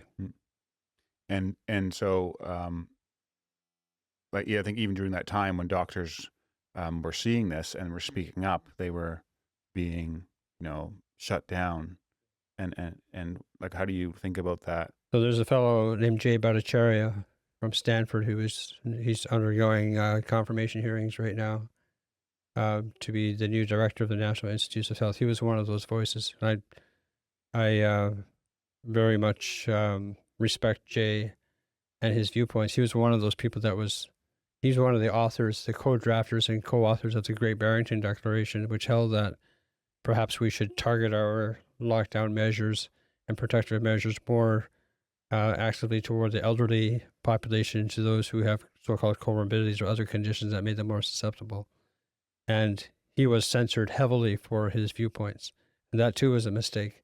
Medicine in general it's a science, and the way that science advances is through open discussion, transparency, sometimes active disagreement, and that should be celebrated. That's how we arrive more quickly at truth. Once you start to shut people down for having alternative opinions, then you really go off the rails. It's the same thing. Ties into the earlier conversation of reading Dawkins and those guys. And it's the same thing with the gender fluidity issue. I have my very strong opinions. I'm happy to say openly to anyone, I could be wrong, but you should not shut me down because I have a different opinion. These are my opinions, and they're based on this, and I should be allowed to share those opinions in the open square of public debate. That's true for anything. That's true for COVID. That's true for anything. We should not be shutting people down or belittling people for having alternative opinions. Also in the church. What's that? Also in the church. And also in the church, right? We should always remain calm and rational, use the brains that God has given us. We should and always move forward in a spirit of humility, recognizing that we could be wrong. I mean, look at all of the things we got wrong in the past in the practice of medicine. Frontal lobotomies. For 20 or 30 years, frontal lobotomies were considered to be that? When you cut out the front part of somebody's brain. We used to do this procedure in the 40s and 50s where you would take basically an ice pick and drive it into your eye socket here and pulverize the frontal lobe of your brain. It was thought to be a cure for major depression, for schizophrenia, for homosexuality. Well, now we all recognize, it seems like so obvious now, we recognize that was barbaric, frankly insane to do that as a procedure. But for years, every physician was on the bandwagon of frontal lobotomies as a miracle cure. You take thalidomide, in the 60s, that drug that was developed for morning sickness for women. And all doctors climbed on the bandwagon of this new wonder drug, and it caused birth defects. And it took a long time for Canada was the very last country to pull thalidomide off the market, and reluctant to let go of this notion that it was actually a good drug. There was a period of time in the 80s and 90s where there was this concept of recovered memories of sexual abuse as an explanation for mental health troubles in adolescents and teenagers and young adults. And everybody climbed onto that bandwagon for years, and lives were ruined. High school teachers went to jail. Camp counselors committed suicide because of false accusation. And then it was all exposed as a fraud. But not before 10 years of people making their careers out of this sort of thing and subscribing to the notion that this was real. Look at the opioid crisis, which is still killing thousands of Canadians and Americans, right? Every month. And the opioid crisis grew out of a drug company developing this drug, but the drug didn't find its way into the hands of patients from the drug companies. It made its way into the hands of patients via doctors who subscribed to the notion that this was great. Yeah. Well, we got it wrong. And we will always get things wrong. And do you think like someone like that, like Big Pharma, do you subscribe to the idea that there's corruption in Big Pharma? I mean, there's always corruption everywhere, but like where drugs are being made for the sake of, just profit, and knowing that, if we can get people addicted to these things, like, when it comes to in the case of OxyContin, there certainly was an element of that. But I wrote an article recently for one of the newspapers titled "Thank God for Big Pharma," in which I argued that you have to be careful not to throw the baby out with the bathwater. I'm not a conspiracy theorist. I think most conspiracy theories are nonsense. Human beings aren't intelligent enough to hold this conspiracy theory together long enough before it's exposed as for what it is. And this idea that somehow there's a collaboration between a cabal of evil doctors around the world or evil drug companies, to hook people on, this is one of the issues I have with Robert F. Kennedy, the new Secretary of Health and Human Services, that somehow, Big Pharma wants people to have chronic disease so that we can make drugs to treat their chronic disease. And we don't want anybody to get better, because if they get better, then we won't be able to sell them the drugs. Well, I think for the most part, that's nonsense. Is there greed and corruption, like you said? Absolutely. The opioid crisis is one terrible example of that. But for the most part, the people that work at drug companies, for sure, profit is a motivator. And a good thing, too, because without profit as a motivator, nothing would get developed, nothing would get built. Ultimately, like any other company, people want to turn a profit and make money. It's very expensive to take a drug concept from its conception through to the point that it's approved as a medication. There's many other drugs that never make it through the pipeline, and those are all just considered sunk costs in hopes of developing a drug that actually works. I'd be dead today. For sure. I would be long ago buried and pushing up daisies if it wasn't for drugs that were developed by Big Pharma. Pushing up daisies. And so do you not think there's too quickly in today's culture, just like a pill's going to fix it? Like, think of COVID, where it seemed like the majority of the people that died were overweight and not eating healthy and, not exercising and not getting outside. And the government and doctors didn't seem to be, at least from my perspective, pushing that and saying, hey guys, like, go out and be healthy. And that's going to make the biggest effect on you not dying from COVID. Or if you have, ADHD as like a little kid, like make sure your kid has the opportunity to run around before, just like me as a kid, I got put on Zoloft, Risperdal, Ritalin, and I was just like basically a little zombie. When that's actually, they weren't that helpful. I mean, they made me quiet down in that way, but it wasn't actually fixing the issue. Well, first of all, with regard to COVID, and I've heard that criticism many times, and for sure, I agree with that. It would be great if we had a society that was not obese and that was active and that ate proper food and, ate all their fruits and vegetables and a good variety of foods to enhance their health. It's easy to say that, but how you snap your fingers and in the middle of a pandemic suddenly change a society that is fat and overweight and sedentary, it was never going to happen. So sure, easy to say that. Making that happen, I mean, good luck. The current societal approach to obesity is to put people on Ozempic. Yeah. Right? Which I personally think is a little bit crazy. There's evidence now with Ozempic that a good chunk of the weight that you lose with Ozempic is your muscle, not just your fat, including cardiac muscle. So I worry, and again, I'd love to be wrong about this, but I worry that the long-term studies on Ozempic are going to show significant negative long-term impact. With respect to ADHD and all the ADHD drugs that are peddled out there, I have a chapter in my book on exactly that topic, and one of the controversial chapters, which I'm sure will get some blowback because so many kids are on Ritalin and its cousins compared to the past. I think the estimate I put in the book is 10% of kids are on Ritalin or one of its corollaries. And to me, I'm a big believer in common sense. It doesn't pass the common sense test that 10% of all children born have a disorder that involves attention deficit and hyperactivity. One of the problems, and they're typically overwhelmingly boys. And one of the problems is that boys and girls, it's almost heretical to say that these days, but boys and girls, in fact, are different. Excuse me. And they don't get to decide if they're... What's that?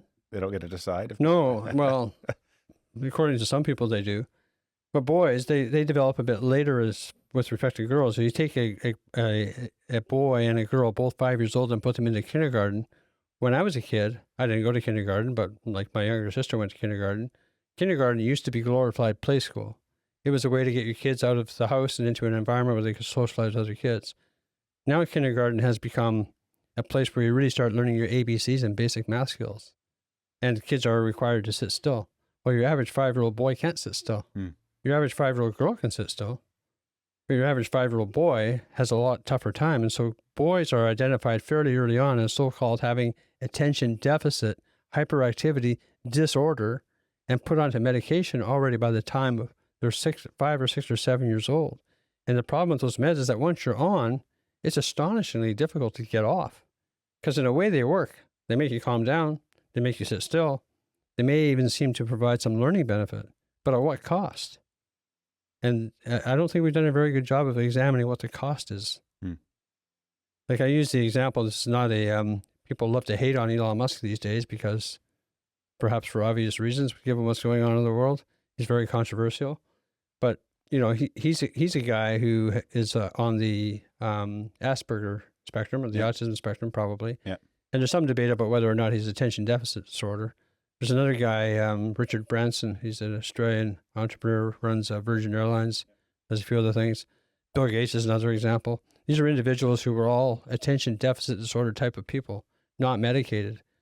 And Richard Branson's pretty open about saying, you know, actually, I thank God for my attention deficit disorder because without it, I wouldn't have achieved the success that I have. So, you know, there's an argument to be made for if you dampen down the creativity and the energy of a small child, or a teenager even, there's a cost to be paid for that with regard to frustrating their creativity and their intellectual flights of fancy, so to speak. And so is that just a case of that society has an idea of what education should be, and so we're trying to fit that mold and we're not like thinking outside the box? That there's a family doctor named Leonard Sachs who's written a number of books, and he said in his opinion that, you know, instead of fitting our boys to the schools, perhaps we should do a better job of fitting our schools to the boys. And I think there's a lot to be said for that.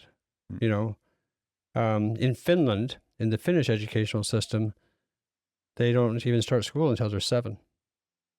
It's a totally different construct. The system in Finland is far less focused on academics. They'll do, for example, have classes Monday and Tuesday, Wednesday's an outdoor day, and then classes again on Thursday and Friday. But they recognize that boys just aren't ready for regimented learning when they're only 5 or 6 years old. Yeah. And a screen isn't a solution either. And a screen isn't a solution either. So they're outside for 1 solid day per week. Yeah. They don't assign any homework until the far later grades, like grade 9, 10, 11, 12. There's no homework before that. Yeah. I want to talk about the crumbled state of Canada's healthcare system, which are your words that you wrote to me in the email of potential things we can talk about.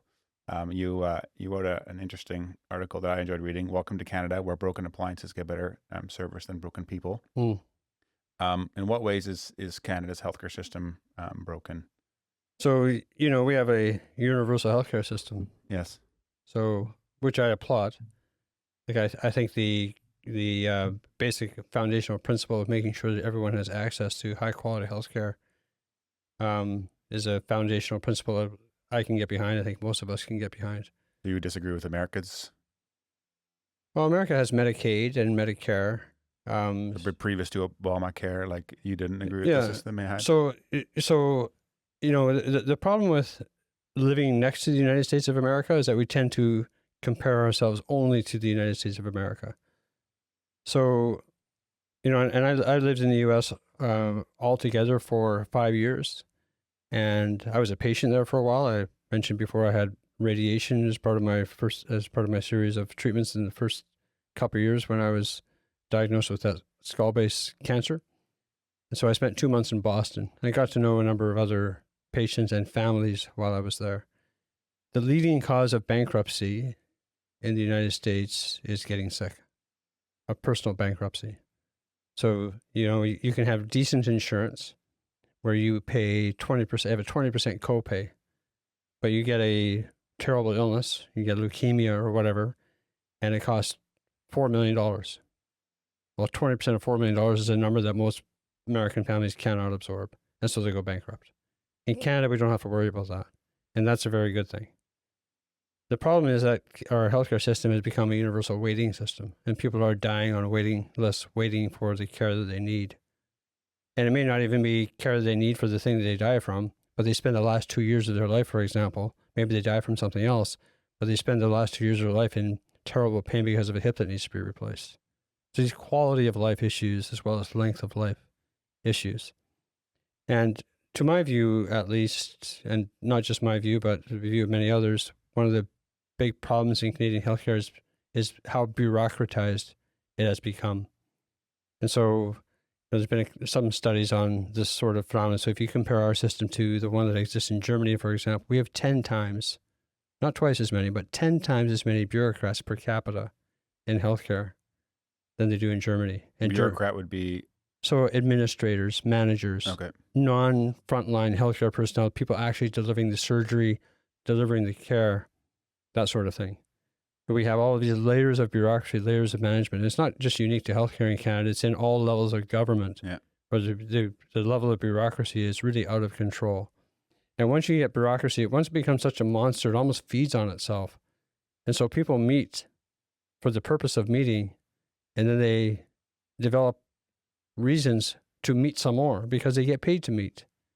And so there's a lot of paper shuffling, a lot of things that happen that don't really contribute effectively and meaningfully to patient care. What we have a crying need for are simply more doctors, more nurses, more RTs, more MRI scanners that are running 24/7, more CT scanners. We need more frontline care. The difficulty is how do we achieve that? And that's so far is proven almost impossible to crack because it's really hard to break up entrenched bureaucracy. So, if we look at the example of countries like the Netherlands, where they have a paired public-private system, so they have universal healthcare for their citizens. They have a healthcare system in Holland that has something like an 88% public satisfaction rate. They have a private insurance system that it's mandatory for people to have private insurance as well as relying on the public system, and it works really well. Why we don't learn from and copy those jurisdictions instead of endlessly prattling about how broken the United States is, and as soon as somebody utters the words private insurance or private healthcare, you get demonized as someone who wants to see people suffer and die. There's a two-tier system somehow that will disadvantage the poor. Instead of celebrating a system where everybody can win, one of the phrases I've used in Canada is that in Canada, people would rather be equally miserable than for both Ed and Kyle to be better off, but for Kyle to be a bit better off than Ed. Mm-hmm. Right? And it's destructive. So we end up having the lowest... You think it's a cultural thing? I think it's a cultural thing in Canada. The way it's developed over the years, it's become almost a third rail topic for politicians to touch. As soon as somebody tries to mess with what we currently have in a political campaign, you get demonized as wanting to undo universal health care and Americanize the system. And so, these political sound bites become almost juvenile in nature with regard to Canadian healthcare. You don't think it's driven by bureaucracy wanting to keep their jobs? Part of it is. And it's understandable, because I read a book some years ago. I can't remember the title anymore. It'll come to me later when I'm gone probably, but it made, this is probably 5 or 6 years ago, and it pointed out at that time, I think it's worse now, that a third of Canadians work for the government. It's probably more now. It's 40%. Is it 40%? At that time, this was a third. A third of the Canadians work for the government. A third are dependent upon the government. and a third of the Canadians are the people that actually do the work and pay the bills and pay the taxes. On the other 2/3. So I don't see an easy way out of that. If you have 2/3 of people that are working for or who are dependent on government, how do you ever hope to enact real change when people naturally are going to vote for what is putting food on their table? So it's a real problem. You need like a system overhaul or We need, and so, we need some version of, the guy in Argentina, Javier Milei. Yeah. His motto is the chainsaw, and people are mocking Elon Musk for his chainsaw approach to dismantling the federal civil service in the United States. Perhaps a better metaphor is a scalpel, and people, you might say that, a scalpel might not be up to the task. You really do need a chainsaw. You can do pretty radical surgery with a scalpel. But there's still pain involved. It's still painful, but you need to know how to use it. Yeah. And I think until we have a political party, a set of leaders who are willing to do the tough things that need to be done, and we're getting to the point where we're really going to be in crisis. I see like a system collapse. It seems like it's happening. Yeah. And it's for me, even if we throw open wide the doors of medical schools now and quadruple the number of spaces, which is probably what we need to do, it takes. So to train somebody like me from start to finish is a 13-year process. If it's a neurosurgeon, it's more like 18 or 20 years. If it's an obstetrician like my wife, again, 13 years. Be a family doctor is 10 years. So you can throw open the doors today. We're still 10 years away from making a meaningful impact on the number of healthcare professionals that we need. So what can we do in the meantime is the question. Well, there are other things that we can do. So during the pandemic, this is an example, again, of how bureaucracy fails us. During the pandemic, we struck a committee at our children's hospital looking at the concept of virtual care. And with the idea being that before anyone comes to the hospital, they should touch base directly and immediately with a pediatric emergency physician. So to come to the children's hospital or to go into a clinic. Yeah. So we struck a committee at the children's hospital, and it was a typical bureaucratic gridlock. It became apparent after 3 months that this was just going to be endless study.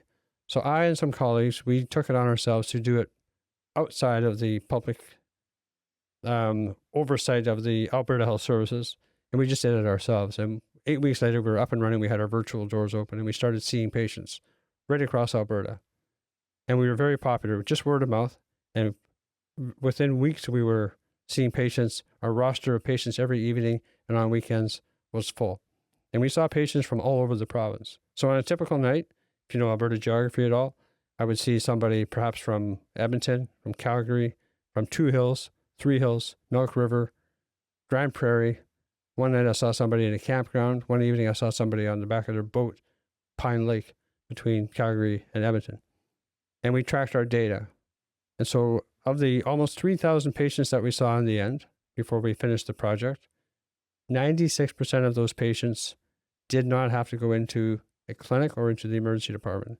So, and there were fairly common concerns that we see all the time in the emergency department. Yeah. Fever for 6 hours, vomited 7 times, cough, runny nose, not eating well, the kind of thing that they really simply needed a practiced eye. You could see the patients on our video on the video camera, and some well-placed questions, and you could figure out with pretty good degree of certainty whether or not they needed to go in for medical care. I think we should be doing that in the medical care system in general. So rather than going down to Chilliwack General Hospital to the emergency department if you're worried, your first step would be get onto a video link with a doctor to figure out whether you even need to go. Yeah. That would help a lot, right? Yeah. Decant a lot of our traffic away from our emergency departments. And so, I mean, I think this sounds like a really good idea. And I think there's some of that happening already. There was virtual visits. There's some of it, yeah. What's the likelihood of it actually happening? So, again, it takes some political will. You know, so at the end of our project, the reason we didn't keep it going was because, according to the way the Canada Health Act works, you are not allowed to charge patients for care that is covered through the public purse. It's forbidden. So there was a fee code attached to virtual visits I spent all of my time recruiting doctors. And so I would get doctors to come on for a 3-month trial, and they would all enjoy the experience. And after 3 months, they all left because they were getting paid twice as much to see exactly the same type of patient in person in the emergency department after they'd waited for 6 hours to be seen. So I went to government multiple times to say, look, if it's not an insured service, if there's no payment for this service, then we're allowed to charge a membership fee to belong to the Virtual Kids Club. Yeah. And then a certain fee per visit. And if you don't want to be part of our service, that's fine. It's up to you. Our plan was to do a third pro bono. We had the executive MBA program at the University of Calgary helping us carve all of this stuff out. And despite my repeated pleas to government, there was no dice because their premise was something along the lines of, we can't be seen to be supporting a private company. And we have our own project. This is in the works. This is what we're going to do. Well, it'll be out in 7 years. It's been 4 years and there's nothing there. And then the other thing that really is going to change so much of what we do in society, medicine included, is using artificial intelligence. I don't know if you saw that study out of, I think it was New York a few months ago, where they took difficult internal medicine problems and fed them to AI alone, to a doctor enabled by AI, and then to a doctor alone. And the winner, hands down, was AI alone. Okay. Because the doctor enabled by AI was getting in the way of the AI. And so there are ways. So you take, for example, diagnostic imaging. We train radiologists for, again, 13, 14 years, and we teach them how to analyze an image in a dark room looking at a computer screen. Artificial intelligence can take those images and give you a read like that with higher accuracy. We have artificial intelligence scribes. So if you have an AI assistant, instead of typing a history and a physical exam into a computer while you speak, it's getting, your AI assistant is listening and it's getting written into the medical record, again, with a high degree of accuracy. So there are efficiencies that we can realize with emerging tools that can make things better. There's no excuse at all for MRI scanners not to be running 24/7 in every jurisdiction. There's no excuse at all for very expensive operating rooms to go dark at 5 o'clock in the afternoon when we have these very expensive operating rooms. Why, is there any reason why we don't keep them, again, running 24/7? There's, when we have people waiting 8 months for a routine elective surgery, why don't we have surgeons and nurses and all of the personnel needed to keep them running around the clock? Yeah. We have like one of the big bottlenecks in the system is if you need orthopedic surgery and you have to wait for 6 months or 12 months or sometimes longer for certain procedures.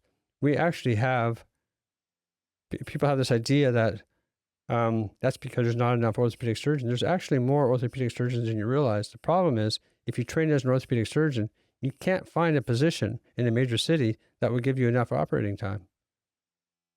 So, there's all of these sorts of efficiencies that can be realized. And what we need, again, is the leadership to harvest ideas from people from every corner of the healthcare sandbox to bring forth their good ideas and implement them. Yeah. Right? So I've thought a lot more recently about running for office because I just see how broken the system is. It doesn't take, a smart person to realize, like, hey, there's like a lot of brokenness in the medical system, but just in the government in general. But it seems to be that, especially in Canada, so much is controlled by media and what the news is saying. But you yourself have been writing a lot. I read a lot of your articles. Obviously, very smart individual. Have you thought about running for office and trying to be part of this change in that way? I don't think I'm cut out to be a politician. Okay. I mean, that makes a good politician when you're not cut out for it because you just can say the truth. Yeah. That's, I not really is the short answer. Okay. I don't really think I'm cut from that sort of cloth. My oldest brother took all of the political genes, I think, in our family. He was my first ever episode. Oh, he was on the show too? Number 1. Oh. Episode 1. Yeah. Okay. So, but we need politicians who run for office, who are not politicians, and perhaps more importantly, then don't become politicians. Yes. And this is what's so disheartening about being a political observer over the years is people will get elected who seem to have great promise, and then they get into office, and then they become like the people that they replace. It's very discouraging. It is, yeah, very discouraging. So, I have no idea whether Pierre Poilievre will become the next Prime Minister of Canada. It seems to be up in the air again now, thanks to tariffs and Trump. But will Poilievre, if he manages to secure a majority government, will he do the necessary and painful things quickly and early that need to be done? I profess to not having a lot of confidence. He's been a politician since his mid-20s. Is he going to be Javier Milei? I hope so. Doubtful. But I kind of doubt it. Yeah. But that's really what we need. And I think there'll be a lot of kicking and screaming and yelling from people that are impacted. Of course there will be. And this is why I think if you have a mandate, you have to do the stuff that's painful early, get it done. So that by the time the next election cycle comes around, you see some results. But the problem is, like Brother John, he told me once, that he was in provincial. He was a mayor here for quite a while, and then he was in provincial politics for quite a while. He told me once that the next election starts the day after you get elected, and that's the crux of the problem. People are governing with a view on getting elected again, instead of governing with a view to what's best for everybody. Yeah. Not what's best for the party and best for political power, what's best for the people. Yeah. And that's a really difficult nut to crack, because our system is set up in such a way that people who get power want to cling to power. I was throwing this idea out to him once about this idea of so-called dartboard democracy, that we should get rid of all campaigning. We should pick our leaders. So if you want to run for Prime Minister, Kyle, you can throw your name into the hat. Anybody who wants to run for Prime Minister, you can throw your name into the hat. We'll put all your names up on a giant dartboard, and we'll pick some random Joe Blow to throw darts at the dartboard. The first 10 darts, those are your candidates.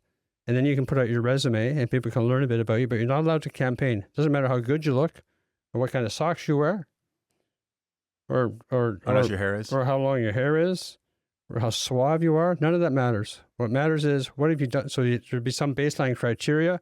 You're only allowed to have your name on the dartboard if you're minimum age 35, and you've had a record of gainful employment, or you run your own business. And maximum age, you can pick an age. I'm not an ageist by any stretch, but you have to pick an age limit, let's say 70. If you're between the ages of 35 and 70 and don't have a criminal record and you meet those other criteria, then you're a candidate. And there's actually precedent for this kind of idea. Malcolm Gladwell, I'm sure you've read some of his stuff. So he has a thing where, I can't remember, I think it was Bolivia, where they use a lottery ball kind of system to select their school boards and student council. And same kind of thing. It's just totally random. And, so sometimes the homely, chubby, not pleasant to look at and maybe hard to listen to person gets elected to one of those positions. And in general, they've had great success with that model. You take away all the campaigning, take away all the corruption, and you have a recall mechanism in place so that if they're not doing well, we can pull you back and install one of the other candidates. And in one term only. 6 years, let's say, 4 or 6 years, pay people well, and get rid of all of the nonsense. And that way there's absolutely no incentive, right? You're not worried about holding on, like Doug Ford just did in Ontario. Why did Doug Ford call an election in the middle of this crisis? Because he knew that he could win another majority government. Had nothing to do with what was good for the people. He wasted $185 million. Crazy to me. Yeah, it is very frustrating. Yeah. I mean, I think you have to lead not caring if you're going to get elected again. Yeah. Okay, I just want to close with the book that you have coming out in September that it sounds like you finished writing, Cloudy with the Risk of Children. What made you write it? What's it about? So it's a book in 2 parts. It's written for parents. We live in an era where people have less kids than ever. You have 4 kids, which is more than double the average now. The birth rate in Canada is below replacement rate. And perhaps that has something to do with with the reality that parents' attention is hyper-focused on the 1 or 2 kids they do have. But we have traffic to our emergency department that is heavily flavored with problems that back in my day didn't require a trip to the emergency department, didn't require a trip to the doctor at all. So we have a generation of parents that are hyper anxious and hyper worried.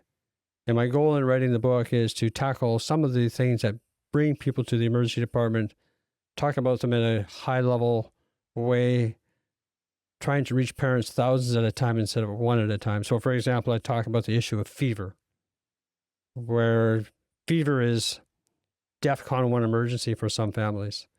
My 4-year-old has a fever. It's been going on for 12 hours. I don't know why my kid has a fever. We need to go to the emergency department. So people will come with a fever to the emergency department, and they'll tell me some tale about how the Tylenol or the Advil just isn't working. And when I ask, what do you mean it's not working? They say, well, the fever keeps coming back. As if the fever is the enemy. When clearly fever is a symptom and a very useful development when you are trying to fight off a viral infection, which is almost always the case. It's very useful. The way God designed us is that you make your body warmer. When your body is warmer, bacteria and viruses can't divide. And so your fever helps kill off the invader. So fever is your friend and not your foe. Mm. And so in the book, I have a chapter about that. I have a chapter about colicky babies, about babies that won't sleep. So a whole variety of garden variety medical issues like that. And then the second half of the book, so I call the first half of the book prescriptions. The second half of the book, I call, accurately or not, I call it pontifications, where it's really my opinion on issues that are a bit more controversial. So that's the part of the book in which I have a chapter about gender ideology, for instance. I have a chapter on the impact of divorce. I have a chapter on, I even have a chapter on career planning for kids. Like how do kids, how should they figure out what to do with their lives, sort of thing. I have a chapter on losing a child. I have a chapter on tenacity, grit, resilience, that sort of thing. So it's a more opinion-driven part of the book. Now, whether I can get it published or not, because I have some controversial topics in there. Fair enough. Maybe self-published. I might self-publish it. So I had a publisher who had tentatively agreed to publish it, and then their staff got wind more fully of the content, particularly the back half of the book. And so it looks like that is off the rails at the moment, perhaps not surprisingly. So there's a couple of authors out there. Abigail Schreier, do you know her? No. She wrote a book about the gender ideology craze called Irreversible Damage. So I think I've sort of connected with her through other channels, and so I think I might. Why is it being pushed so strongly? Where a lot of these books are like even taken off Amazon and things like that. When, like, why is the discussion being squashed so vehemently? Like, where is that? You have any idea where that's coming from? Like, what's the profit of people squashing that? What do you think? Power, money. I don't know where the power, money is, but usually where things come from. Yeah, I mean, it relates to the whole sort of cancel culture infection that we've been trying to fight off for the last number of years. I think it's changing now. So more and more people are speaking out. Because in countries like Britain, I think there's some banning going on, and Britain's, I mean, wildly liberal, and people are going to jail for posting memes. Yeah, but they are still at least being more open about this, stuff. Yeah, not being as healthy. Well, for a long time in Canada, there was a real reluctance on the part of anybody to speak out. And you may or may not be aware that in Alberta, in December, we passed several laws, one of which banned puberty blockers and cross-gender hormones for kids under the age of 16. And the first jurisdiction in Canada to do so. Perhaps predictably, they're being sued by two organizations. One is called Skipping Stones, and the other one is called Egal Canada. Probably not pronouncing it right, but anyway, so they're getting sued, and so the government hired a law firm, and then the law firm set about beating the bushes for people that would provide some testimony or support for the government's position. So because of the fact I've written quite a bit about this, they came to me, and then through me, actually ended up with a half dozen pediatricians, including a guy who is probably hands down the guru of pediatric medical ethics in his long career. So more and more people are speaking out, where even a few years ago, trying to find 6 pediatricians who would speak up publicly in support of government's case in this instance would have been almost impossible. This is Alberta government's case that you're referring to. This is the Alberta government's case. Not federal. Not federal, no. So we got a bit of work to do. Yeah. Well, I look forward to reading that book. If you do publish it, love to have you back on. And we can, once I've read it, I can sure I'll have a lot more questions. Or if anybody listening has questions about today's episode or when that book comes out, we'll get them sent in. And I appreciate it. Answer it. So thank you very much for coming on. I really enjoyed it. Yeah, thank you for having me, Kyle. You bet.